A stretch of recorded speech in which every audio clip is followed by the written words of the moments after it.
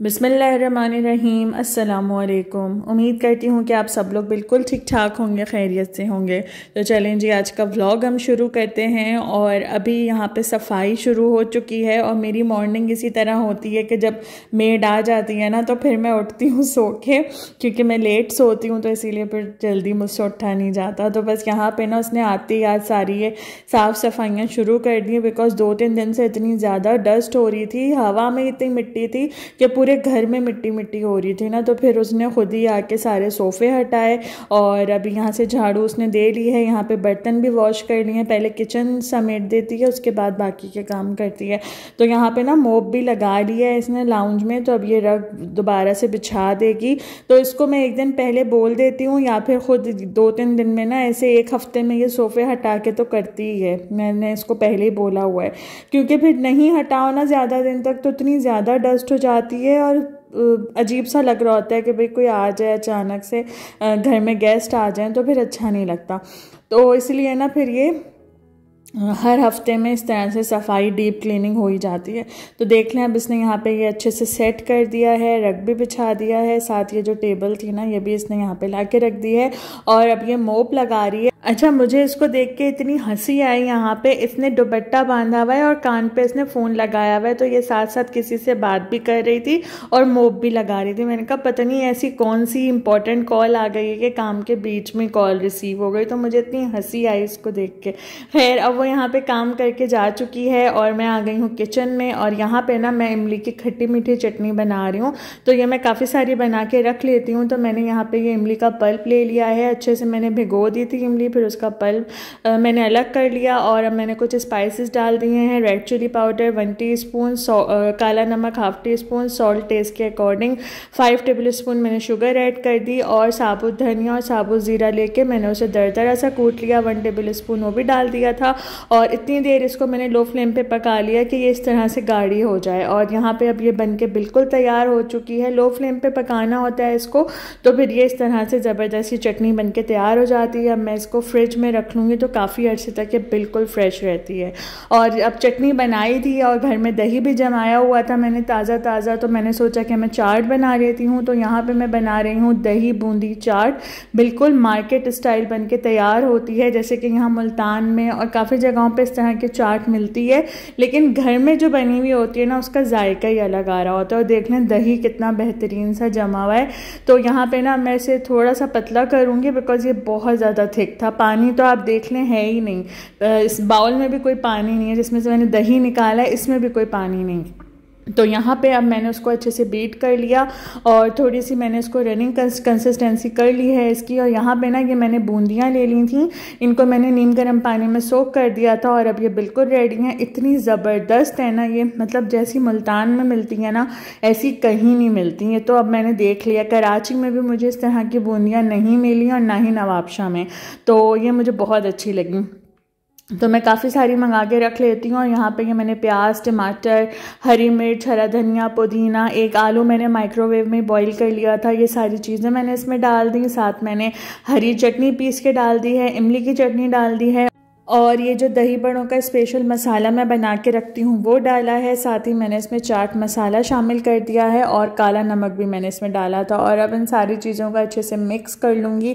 तो ये हमारी बहुत ही टेस्टी सी मार्केट स्टाइल दही बूंदी चाट बन के बिल्कुल तैयार हो गई है। ये बहुत बहुत टेस्टी बनती है, तो आप लोग घर में ट्राई कर सकते हैं। और पापड़ी की कमी है इसमें, तो वो अभी मेरे पास थी नहीं, मैं बहुत दिन से सोच रही हूँ घर में बनाने का, तो जब भी बनाऊँगी आप लोगों के साथ ज़रूर शेयर करूँगी। तो फ़िलहाल यहाँ पर अभी मैं ये ज़बरदस्ती चाट एंजॉय कर रही हूँ और ये मेरे हस्बैंड को भी बहुत ही ज़्यादा पसंद है। तो घर में इतनी टेस्टी बन जाती है तो बाहर से लाने का कोई फ़ायदा ही नहीं है। तो बस अब चाट वगैरह भी खा ली, चाय भी पी ली थी शाम की और अब मैं यहाँ पे डिनर की तैयारी कर रही हूँ। तो डिनर में ना आज मैं बहुत ही देसी सा खाना बना रही हूँ। आलू पालक की भुजिया बनेगी, साथ भुनी हुई चटनी होगी और उसके साथ बेसनी रोटी। तो ये वाला जो खाना है ना ये हमारा ऑल टाइम फेवरेट है, लेकिन इस तरह की चीज़ें बहुत ज़्यादा तो नहीं बनाई बनाई जाती हैं, मतलब बहुत फ्रिक्वेंटली नहीं बनता है, कभी कभार ही मैं ये बना लेती हूँ। और यहाँ पे देखें पालक अभी मैं अच्छे से साफ़ कर रही थी, इतना ज़्यादा गंद निकलता है पालक में से, ये सारे पत्ते कटने वाले नहीं थे, इसमें इतना गंद था। फिर खैर वो सब तो मैंने फेंक दिए थे, जो साफ साफ पत्ते थे वो मैंने काट के और फिर उसे वॉश कर लिया था। और यहाँ पे ना मैंने ऑयल में लहसुन का तड़का लगाया और अब ये जो पालक मैंने कट करके रखा हुआ था ये मैंने इसमें डाल दिया है।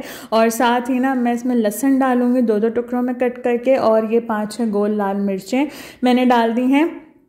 तो ये जो चीज़ें हैं ना, इसमें लहसुन बहुत ज़्यादा डाला जाता है जो कि सेहत के लिए भी बहुत अच्छा है। और सबसे बड़ा जो फ़ायदा है ना लहसुन का वो यही है कि ये एंटी कैंसरस है। तो अगर आप लोग 1 या 2 जवे रोज़ खा लें तो बहुत फ़ायदेमंद रहेगा और कैंसर से बचने में बहुत मदद करेगा। तो यहाँ पे देख लीजिए भुजिया हमारी रेडी हो रही है और इतना सारा पानी जो है वो पालक ने रिलीज़ कर दिया था। और अब इसको पकते हुए 6-7 मिनट हो चुके हैं। तो मैंने ये आलू भी इसमें डाल दिए हैं और अब ये इसी तरह से गल जाएंगे। पानी हमने बिल्कुल नहीं डालना है, बिल्कुल हल्की आँच करके अब मैं इसको पकने के लिए रख दूंगी। और यहाँ पे आलू भी अच्छे से सॉफ्ट हो गए हैं, मैंने इसे 5-6 मिनट और पका लिया था कवर करके। और अब यहाँ पे मैं इसमें डाल रही हूँ ये हरी मिर्चें, थोड़ी मोटी मोटी कट करके आप लोग डालें इसमें।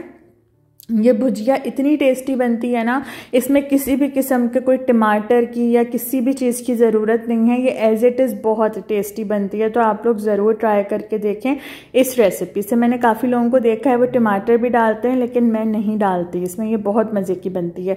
अच्छा जी, अब एंड में ना मैं इसमें डाल रही हूँ ये कसूरी मेथी। तो मैंने 1.5 टेबल स्पून भर के इसमें कसूरी मेथी डाल दी है। और इसको डालने के बाद जो खुशबू आती है ना, मतलब पूरा घर महक जाता है, इतनी अच्छी खुशबू आती है। तो बस ये भुजिया यहाँ पे बनके अब बिल्कुल तैयार हो गई है। और देख लें कितना ज़बरदस्त सा इसका लुक आया है, आलू भी गल चुके हैं और बिल्कुल डन है ये भुजिया। तो यहाँ पे अभी मैं इसे कवर करके साइड पे रख दूंगी। और अब मैं यहाँ पे बना रही हूँ भुनी हुई चटनी। तो मैंने लहसुन, मिर्च, ज़ीरा, नमक और थोड़ा सा पानी डाल के उसकी चटनी पीस ली थी। गोल लाल मिर्चें ली थी मैंने और उसकी मैंने चटनी पीसी है। और यहाँ पे मैंने ऑयल में लहसुन का तड़का लगा लिया और ये जो चटनी मैंने पीस के रखी हुई थी ना ये मैं इसमें डाल दूंगी और थोड़ा सा ना मैं इसमें पानी भी शामिल कर दूंगी। और अब हम इसको ना भून लेंगे। यहाँ पे देख लें मैंने इसमें पानी भी डाल दिया है और इसको हमने इतनी देर भूनना है कि इसका ऑयल सेपरेट हो जाए और अच्छी सी ना भुनी भुनी सी ये लगे, मतलब खुशबू भी आने लगेगी। इतनी देर आपने इसको भून लेना है। वैसे भी ये बहुत मज़े की लगती है, अगर आप नाश्ते में अंडे पराठे के साथ इसको लेना तो ये बहुत टेस्टी लग रही होती है। तो मैं तो इस तरह से बना के फ्रिज में रखती ही हूँ। तो चटनी भी रेडी हो गई। तो अब बना लेते हैं बेसनी रोटी। तो बेसनी रोटी बनाना बहुत आसान है। शुरू शुरू में तो मुझे बहुत मुश्किल लगता था, लेकिन अब मुझे ऐसा लगता है कि जो आम रोटी हम बनाते हैं ना गंदम के आटे की, उससे ज़्यादा इजी बेसनी रोटी है, क्योंकि इसको बेलना भी बहुत आसान होता है। ग्लूटेन तो इसमें होता ही नहीं है। तो ग्लूटेन पैदा करने के लिए हम फिर इसमें थोड़ा सा आटा भी शामिल करते हैं इसको गूंदते हुए। तो यहाँ पर देख लीजिए फटाफट से रोटी बेल के तैयार हो गई है। तो अब मैं इसको तवे पर डाल दूँगी और ये थोड़ी सी मोटी ही रहनी चाहिए तो ही खाने में मज़े की लगती है। तो जब एक साइड से ये इस तरह से सिक गई तो अब ये मैंने एक कपड़ा ले लिया है, इससे दबा दबा के ना मैं इसको सेक लूँगी। तो इससे क्या होता है कि बहुत ही क्रिस्पी सी ये बन के तैयार होती है।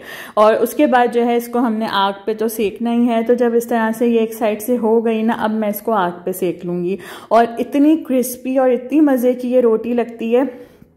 और मैंने इसमें ना मक्खन लगाया था, आप लोग चाहें तो देसी घी भी लगा सकते हैं, उससे भी इसका फ्लेवर बहुत ही मज़े का आएगा, लेकिन मैंने मक्खन लगाया था। और देख लीजिए ज़बरदस्त सा हमारा डिनर बिल्कुल तैयार हो गया है। तो अब गर्मा गर्म सा हम ये डिनर एंजॉय करेंगे। अच्छा, ये वाला जो खाना है ना, ये इस तरह से अच्छा लगता है कि गरम गरम रोटी बनती रहे और खाते रहें सब बैठ के। तो मैं अपने हस्बैंड को पहले ही बना के दे देती हूँ और फिर एंड में मैं अपने लिए भी रोटी डाल लेती हूँ। तो यहाँ पर बस अब हम ये ज़बरदस्त सा डिनर एंजॉय कर रहे हैं। तो आप लोग भी इस तरह से ट्राई कीजिएगा। वैसे भी अब सर्दियां आने ही वाली हैं और ये पालक बहुत ही फ्रेश आएगा। और इस बार मेरा पक्का इरादा है कि मैं साग ज़रूर बनाऊंगी। तो आप लोगों के साथ भी उसकी रेसिपी लाजमी शेयर करूंगी, बिकॉज़ मुझे साग बहुत अच्छा लगता है। तो इस बार ट्राई करके देखेंगे कि कैसा बनता है। मैंने आज से पहले कभी भी नहीं बनाया, तो जब भी बनाऊंगी आप लोगों के साथ लाजमी शेयर करूंगी। The next day. अच्छा जी, तो यहाँ पे अब नेक्स्ट इवनिंग हो चुकी है। मैं उठ गई थी, उसके बाद पे सारे घर के काम हुए और फिर जब मैंने मोबाइल उठाया ना ऐसे शाम के टाइम, तो मायाम का मैसेज आया हुआ था। मेरी सिस्टर इन लॉ की जो बेटी है वो मेरे पास आ जाती है काफ़ी अरसे बाद, खैर वो आ रही थी आज। उसका मैसेज आया हुआ था कि वो शाम में आएगी, फ्री थी तो फिर उसने प्लान बना लिया। तो बस जैसे ही मैंने उसका मैसेज पढ़ा ना, फ़ौरन से ना मैं किचन में आ गई और मैंने ये थोड़ी बहुत प्रिपरेशन करके रख ली, क्योंकि मैंने इरादा कर लिया था कि मैं इस तरह से ये सैंडविचेस बनाऊंगी। शाम के टाइम आ रही थी तो इसीलिए फिर मैंने चाय के साथ ये थोड़ी बहुत चीज़ें रेडी कर ली। यहाँ पे देख लीजिए ये सैंडविचेस रेडी कर लिए हैं मैंने, और साथ ही ना मैंने सोचा कि चाट बना लूँगी, जो कि मैंने बनाई थी एक दिन पहले लेकिन वो ख़त्म हो गई। तो फिर मैंने फ्रेश चाट बना ली, क्योंकि दही रखा हुआ था मेरे पास जमा हुआ घर का। तो फिर मैंने सोचा कि चाट बना लूँगी। और देख लीजिए ज़बरदस्त से हमारे एग मायो सैंडविच बन के बिल्कुल तैयार हो गए हैं। और यहाँ पर वो आ चुकी है, मतलब हम आ गई थी और मेरे साथ किचन में ही थी और वही अभी वीडियो बना रही थी मेरी। तो देख लीजिए कितने ज़बरदस्त से ये सैंडविच बने और इतने टेस्टी लगे, सबको ही बहुत पसंद आए। और यहाँ पर देख लेंगे दही बूंदी चाट भी मैंने बना के रेडी कर ली थी। तो फिर हमने ये चाय के साथ ये सारी चीज़ें एंजॉय कर ली। और उसके बाद ना मैंने डिनर में स्पेशली उसके लिए चिकन मैकरोनी बना लिए थे, क्योंकि ये रोटी और भुजिया तो मैंने एक दिन पहले बनाई थी, उसको पसंद है ये, तो इसीलिए फिर मैंने वो भी रख दी साथ। और कम टाइम था तो फिर मैंने ये चिकन मैकरोनी बना लिया, बिकॉज शाम में वो आई थी और उसके बाद फिर शाम की चाय के साथ मैंने वो चीज़ें रख दी। और फिर यहाँ पे ये सारी चीज़ें हो गई। तो कम टाइम में मैंने कोशिश की कि अच्छे से अच्छा मैं उसको एंटरटेन कर सकूं, क्योंकि फिर ये होता है ना कि मैं किचन में ही लगी रहूं, वो भी बोर होती है बैठ के। तो इस वजह से मैंने जल्दी जल्दी बस मैकरोनी बना ली है। तो मेरी कोशिश यही होती है कि कोई भी घर पे आ रहा है ना तो मैं उसको खाली चाय सर्व करूं, कुछ ना कुछ ज़रूर हो चाय के साथ, बिकॉज मेरी मम्मा इसी तरह करती थी। मैंने कभी नहीं उनको देखा कि कोई घर में गेस्ट आया और उन्होंने खाली चाय रख दी हो, इसलिए मुझे इस चीज़ से बहुत चिढ़ आती है। तो जब मेरे हस्बैंड किचन में आए ना तो वो खुद हैरान रह गए कि मैंने इतना सब कुछ एहतमाम कर लिया है। और यहाँ पे ना अब हम खाने के बाद देख रहे थे ये ड्रामा जो कि हम टीवी पे आ रहा है, जर्द पत्तों का बन। ये ड्रामा ना बहुत ही ज़बरदस्त चल रहा है। इसमें सज्जल अली और हमजा सोहेल की जो केमिस्ट्री दिखाई गई है ना, वो तो मुझे बेहद पसंद आ रही है और मैं उन दोनों की वजह से ये ड्रामा देख रही हूँ। तो कौन कौन देख रहा है ये ड्रामा, आप लोग मुझे कमेंट्स में ज़रूर बताइएगा। मैं नेक्स्ट वीडियो में मिलूँगी। अल्लाह हाफिज़।